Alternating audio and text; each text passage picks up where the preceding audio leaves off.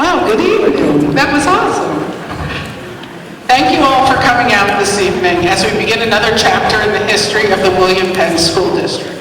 I would like to fully celebrate and acknowledge our history this evening, so thank you to Darby Cohen, Yaden, and Lansdowne Alden school districts that make up the William Penn School District too. I want to say a special thank you to our Board of School Directors, Ms. Joanna Hopkins, Vice President, Rebecca Phillips, Superintendent Search Co-Chair, Mr. Wright, who could not be here this evening, also Co-Chair, Ms. Luella Richardson, William Callahan, Wadia Ivory, Jan Todd, Monique Boykins, and our favorite student representatives, Nashari Stewart and Caitlin Todd. So thank you.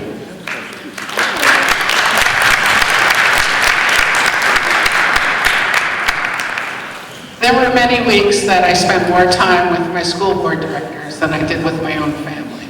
And I think it's important to thank them for their time. This was a laborious process, a good one, but took some labor. You made sacrifices of your time to be with us, and I really appreciate it. So thank you to your families too, for letting you be with us all the time. I want to also say thank you to the public. You were so important in this process through attending our 6 public meetings, attending focus groups, and completing the survey. The board is very grateful for your support if you participated in any way, shape, or form. So thank you to the public also. I'm now going to turn it over to Ms. Hopkins to take you through our superintendent search process. Thank you, Ms. Hall. So the process was began January 2019, and with that process, we started to outline the superintendent search.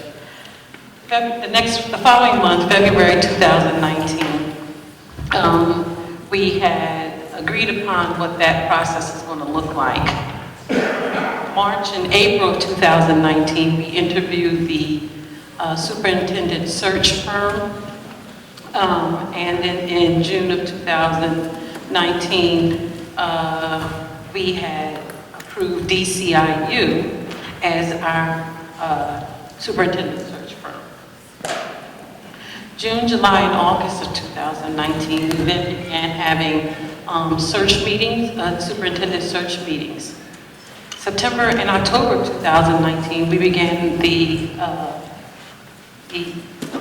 focus groups, which consisted of our administrators, our staff, faith groups, and of course, you as the community. In September of 2019, a survey was released, and overwhelmingly, 340 plus individuals completed it and returned it back, and man, that was awesome. So without much deliberation, it was agreed by, through much deliberation, it was agreed by common consensus of all board members to appoint Dr. Eric J. Becoats. We are excited about Dr. Becoats' leadership and his ability to academically move our students and our schools. We are very grateful for Delaware County Intermediate Unit for their superintendent search services. Our process was clear and concise. The IU staff challenged us very hard to ask the hard questions, but they also encouraged us to have hard self-reflections. So, okay, enough of the process. Let's meet Dr. Becoats. To do that, Dr. Maria Eldberg, she's the executive director of DCIU. She's going to come and speak to us about more of the process and then introduce Dr. Becoats. Again, thank you all for attending this evening. Dr. Eldberg. Thank you. Thank you all for being here this evening. I want to say a special thank you to the Board of Directors. I have been privileged, and my team at DCIU has been privileged to get to know you, to get to work with you, and also to honor all the hard work you put into this process. And I know that they were very conscious of the community and ensuring that your voices were heard. I also want to say a special thank you to Pam Bookman. Because sometimes there's that person behind the scenes that without that person, things couldn't happen. So Pam, thank you.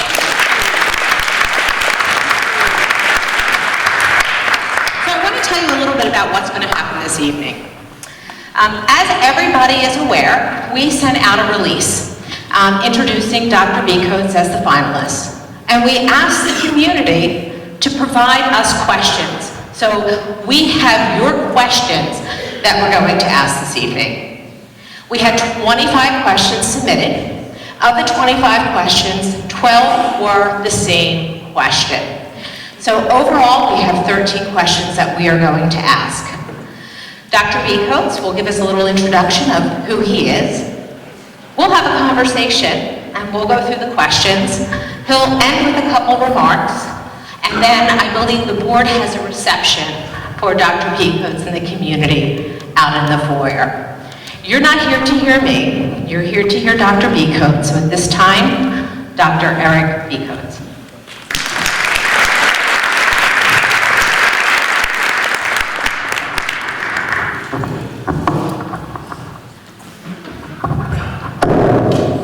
Excuse me. Good evening.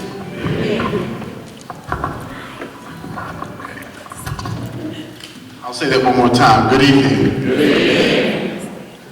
I want to thank Dr. Edelberg. I also want to thank the board president Hoff, Vice President Hopkins, and fellow board members, board of directors, excuse me. Many of you have had an opportunity to review my resume, the resume of Becoats. However, the resume outlines the positions that I've held over many years. What the resume does not tell you is who is Eric Jason Becoats. Becoats is a father, a minister, a son, educator, author, cousin, uncle, nephew, friend, and servant leader. He is like many of us in this room. Becoats was born in Baltimore, Maryland, raised in a single-family working household with school and church being the two focus areas of his life. Not necessarily by choice, but by his mother's guidance and determination that he would not be one of the boys on the corner.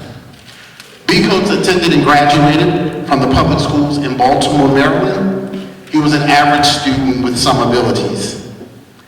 Becoats had the opportunity to attend Lincoln University in Pennsylvania. While there, he did take some remedial courses in his freshman year, but he graduated with honors and as the class president. It was at Lincoln that Becoats realized he had potential to do some things because of the investment of his professors. Becoats returned home and worked in Baltimore in banking initially, and he taught a management class at the Baltimore City Community College, where he had to develop lessons, align teaching to the class assessments, and ensure that his students were successful. Becoats eventually volunteered at Harlem Park Elementary School on Saturdays as a tutor. And this is where his purpose was realized. You see, the look on the students' face on Saturday mornings was very inspiring. Students looked forward to him being in place. This was his commitment to ensure that students were successful. Becoats realized that his purpose was to support and to improve outcomes for children, and so he later transitioned to the Baltimore City Public Schools.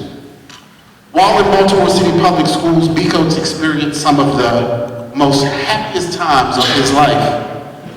He graduated with his master's degree from Johns Hopkins University, was successful at work, married a beautiful young lady, and 2 years later they were blessed with the birth of his oldest child, a son named Braxton. You see, Becoats was experiencing everything a man could ever want. Life was great. However, Becoats was devastated by the sudden death of his wife 11 days after his son was born. Becoats, at the age of 27, was now a widower, faced with raising his son, charged with ensuring his infant son's success. This traumatic experience shaped a lot of Becoats' future decisions. Becoats did not let this significant loss, though, change his goal to take care of his family, further his education, and continue to support public school students.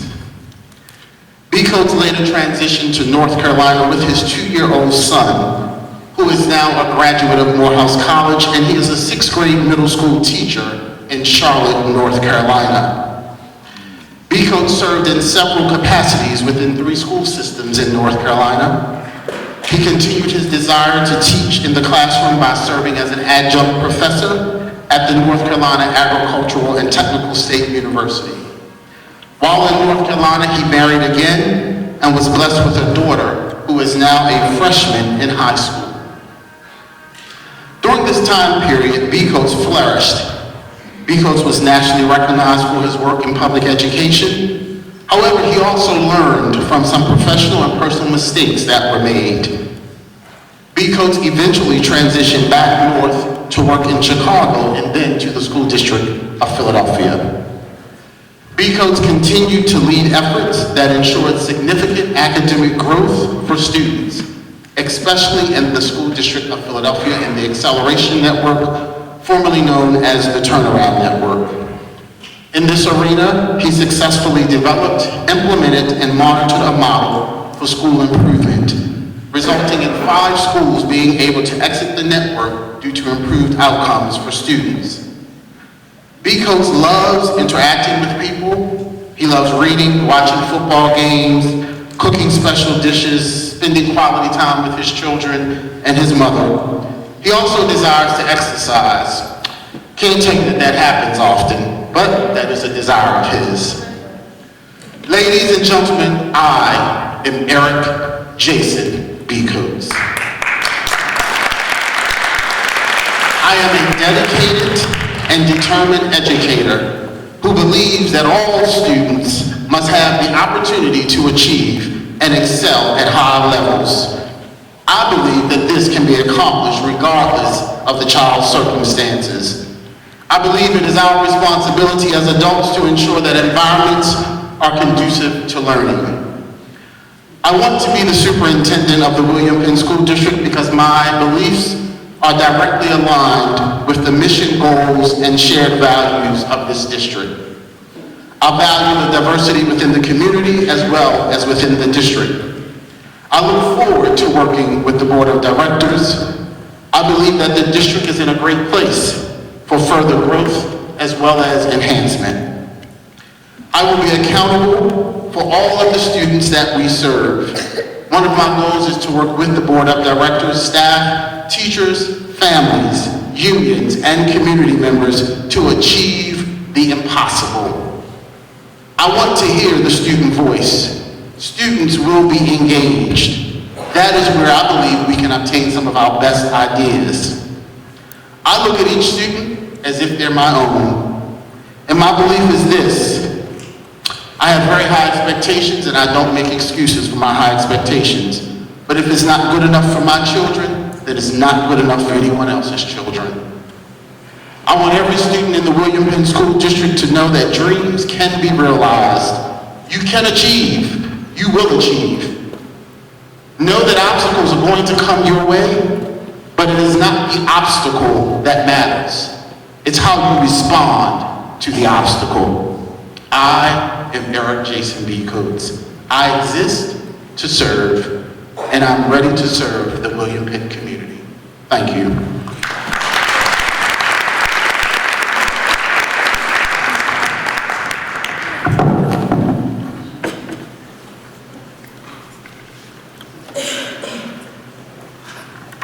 Ready? Yes. Okay. So for the first question, as with the internet, information can be obtained about almost anything. Let's start here. Okay. The community would like you to address the issues of your past. Can you please shed light on this and reassurances moving forward? Sure, I'm glad you asked that question. As I had stated in my introduction, there were some mistakes I made. While in Charlotte as well as in Durham, I made some mistakes. In Charlotte, I had a consulting business that was directly aligned to my work, and some of the members of the community as well as the board had some concerns about that. While in Durham, I did rent and pay for a retired school bus. I also utilized district professional development funds to support teachers as well as principals who have made significant improvements in educational outcomes for students. I also ensured that there was professional development offerings that were provided, and I utilized district resources to support professional development for staff as well as for myself. And I also maintained a significant amount of money or resources, if you will, in our fund balance for a rainy day. Some members of the board felt as though that was excessive, and as a result, I became the focus. I never want to be the focus. I think the focus needs to be on our students. And although we had achieved major success, we had no low-performing schools within 3.5 years, some members of the board wanted me to be the focus. So I decided that I would pursue other opportunities in Chicago.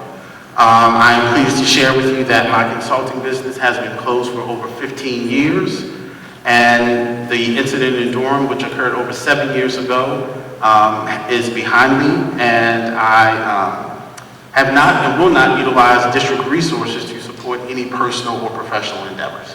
Thank you, Dr. Becoats.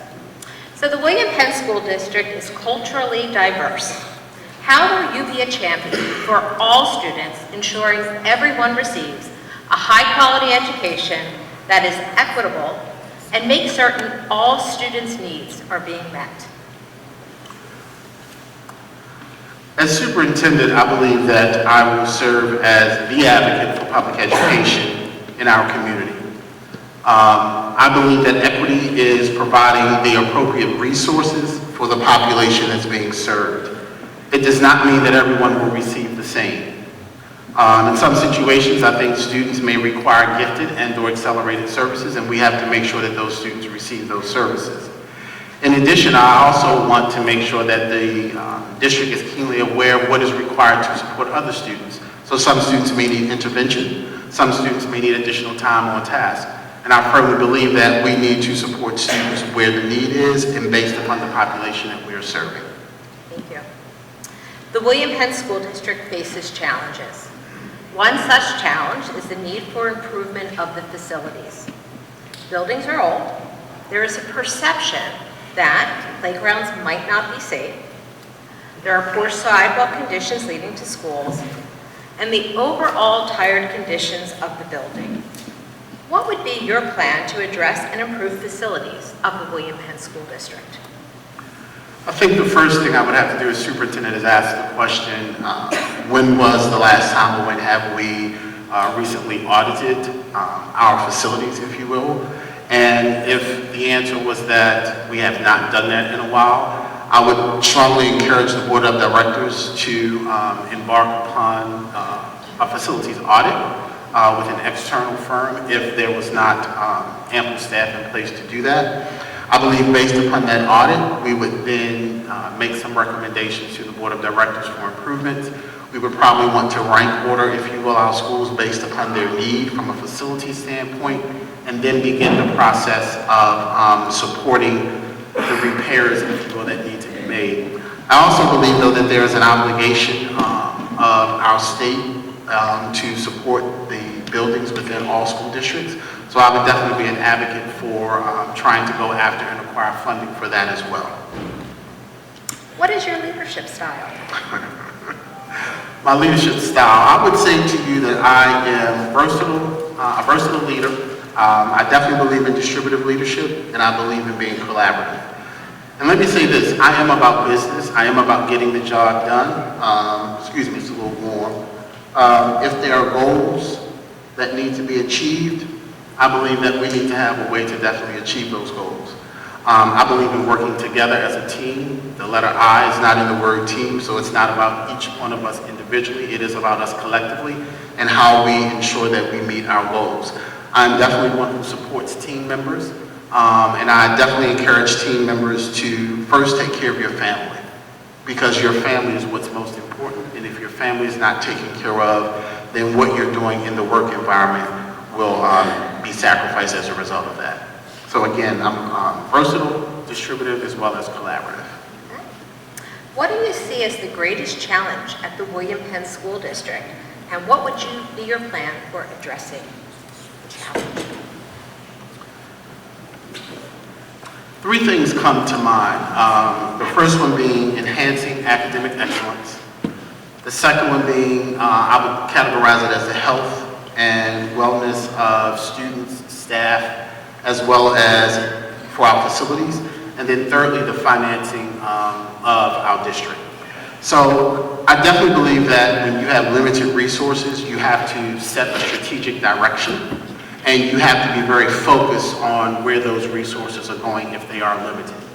So working together with the board and with the community, I would want to identify or ensure that these areas are considered the highest priorities. Once we have identified those, we would definitely want to have or develop a strategic plan around addressing those three areas and make sure that our focus is on those three areas, working together with our community. I am one who definitely believes in partnerships, and I think that whenever we can create a partnership to work with another entity to achieve a specific goal or objective, we should definitely do that. What is your philosophy on extracurricular activities? At William Penn School District, schools have different types of clubs and programs depending upon the building. Do you think William Penn should be more uniform between our schools? I firmly believe that extracurricular activities are definitely important. In some instances, I would say to you that extracurricular activities help to promote student attendance, students attending school. I can remember when I was in high school, it was a while ago, but maybe not that long ago. But when I was in high school, I was a member of the yearbook club. And that was something that encouraged me, and I look forward to that. That was considered an extracurricular activity. So I definitely support that. I do believe that the district could develop, if you will, a framework around, at a minimum, what would be a part of having extracurricular activities. So for example, maybe there is something that's done where we would at least be able to assess the effectiveness of the after-school activity, how is it supporting the school's goals or objectives. But I also believe that schools should have flexibility, because each school is serving a different population of students that have different needs. So I think we as a district should allow schools flexibility, but maybe have something at a minimum that we at least get an update or are aware of how these extracurricular activities are ultimately supporting our students and ultimately supporting the goals of the district. What is your philosophy on class size? Well, I would say to you that ideally I would support smaller class sizes. I know that teachers support smaller class sizes, so whatever we could do to support teachers, I definitely want to do that. But I also understand that there's some research out there that says that smaller class size does not impact outcomes for students. I don't know if I totally agree with that. I have supported smaller class sizes in grades K through 2 in an effort to ensure that students are able to read or read effectively by the 3rd grade. And I've also supported smaller class sizes in grade 6 and in grade 9, which are typically your transition grades, meaning transitioning into middle school, transitioning into high school. And we found that that has been successful in terms of supporting student behavior, also as well as supporting relationships. And one of the things I firmly believe is that we should create and develop relationships with our students. And so obviously it's easier to have a relationship with 18 students versus 30 students within one room. So ideally class sizes should be smaller, but I also think you have to look at the resources that you have, and I think as a board and as a community, we would need to decide why are we saying we want smaller class sizes? What's the intended outcome or impact as a result of having smaller class sizes? This question involves academic and social, emotional, and behavioral interventions. How will you help the William Penn School District develop and consistently implement a process for new or different methods of response to intervention in alignment with the multi-tiered system of support?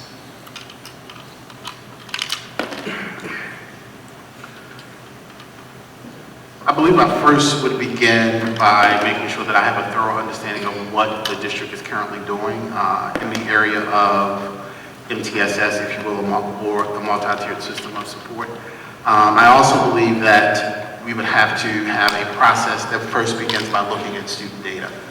Things such as absences, tardiness, grades, behavior, how do some of these, I'll say, indicators inform what's actually happening in our building.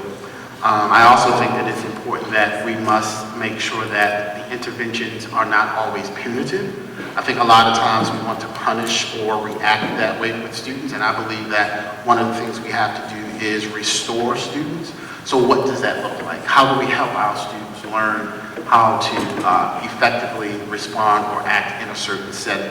So as far as developing and consistently implementing a process, I think first you begin with looking at your data.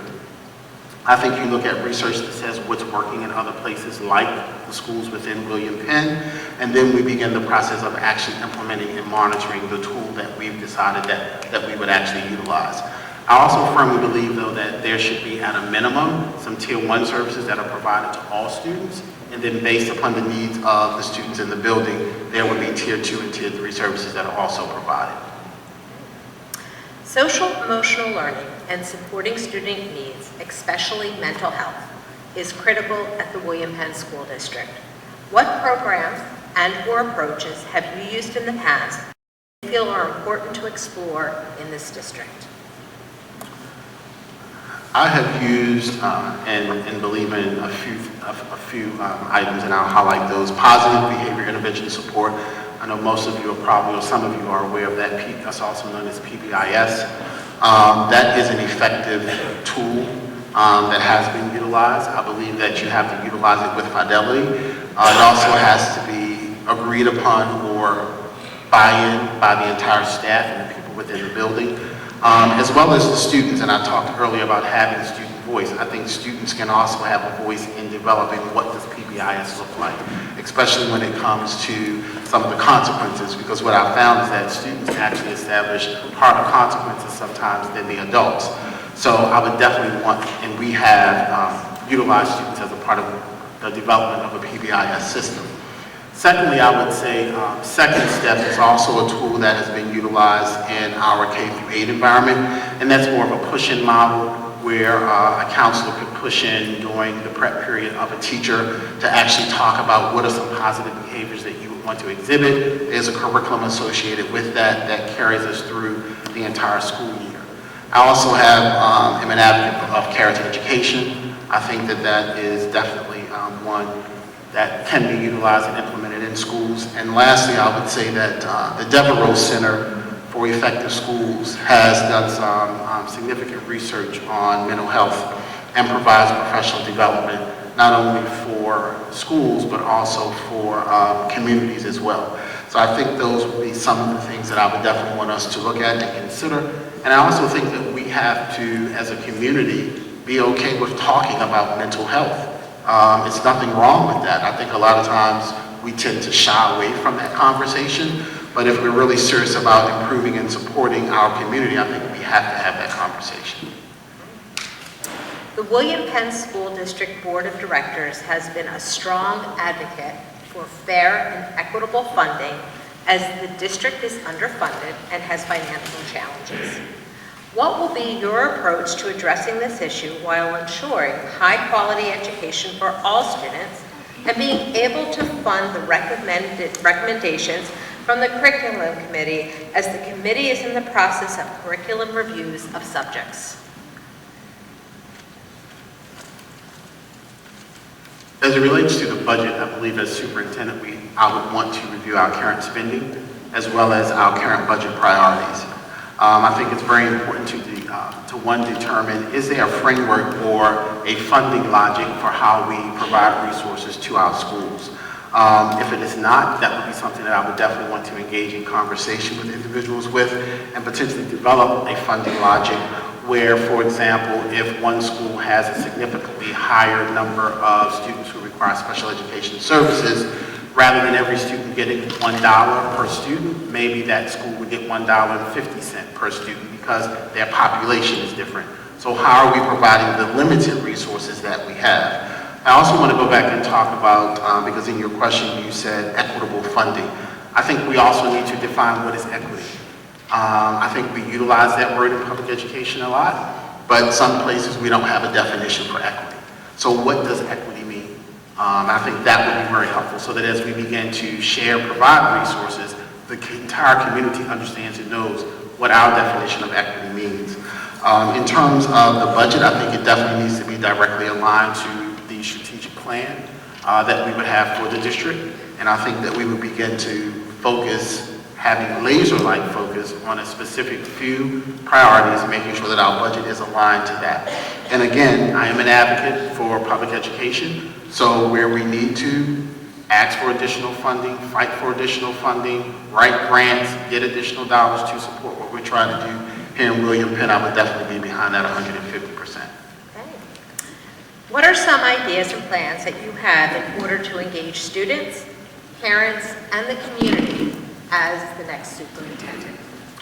As superintendent, I definitely want to ensure that all of those areas, all of those aspects of our community, students, parents, community members, definitely have an opportunity to provide me with feedback and information. So one of the things that I would definitely want to start doing when I begin here is to definitely embark upon a listening and learning tour where I have the ability to actually spend some time with members of the community, understand what some of their concerns are, what has happened in the past. I've met several people here this evening. There's great history in this room, and so those are some things that I would definitely want to learn and understand because I think that helps to frame my thinking going forward.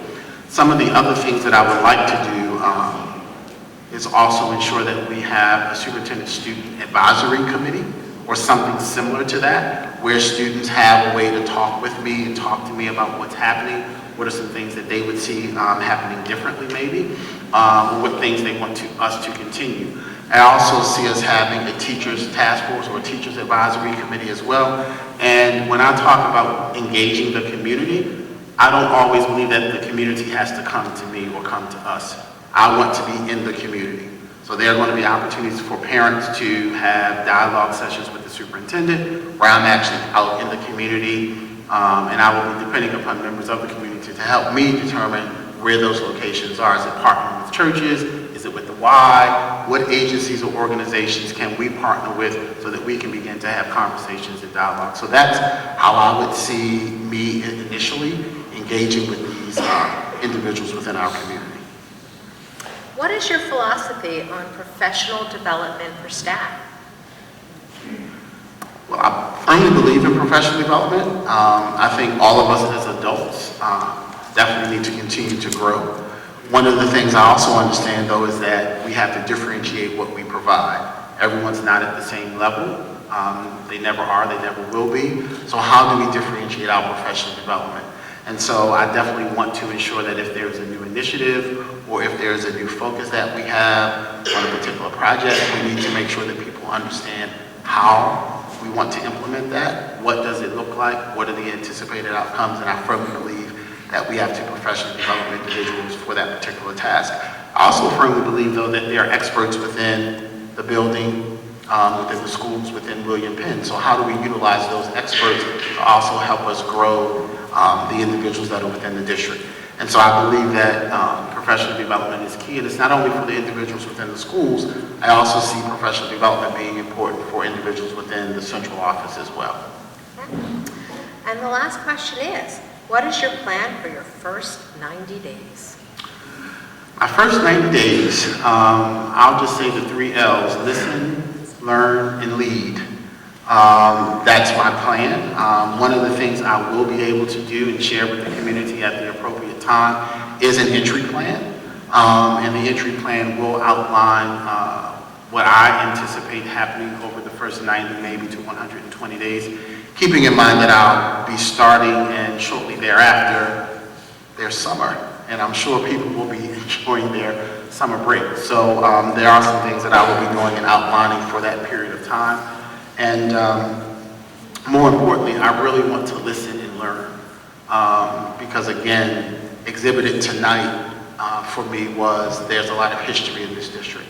And so that will give me an opportunity to understand where we are, what some of the concerns are, and definitely how we move forward. Thank you, Dr. Becoats. And I'm going to turn it over to you for some closing remarks. Sure. I'll just say good evening again. And hopefully you have acquired more knowledge and information about me. Hopefully you have more information about who is Eric Jason Becoats. And it's much more to me than what's in a resume. As I said earlier, I'm just like a lot of the people in this room. And I'm always going to look at things through the eyes of my children. That's the way I'm going to always look at things as it relates to public education. I'm going to approach this work at the rate of 150%. I'm going to give my all. And I'm committed to William Penn, and I'm all in. That's my commitment.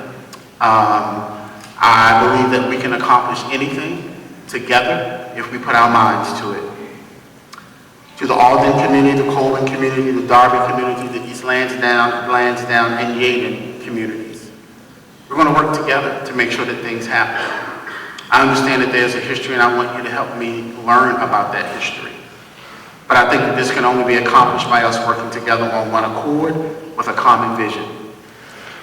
I look at it this way: I greatly appreciate this opportunity. I do not take it lightly at all. And I know that to whom much is given, much is required. I look forward to working with you, and again, I exist to serve. Thank you.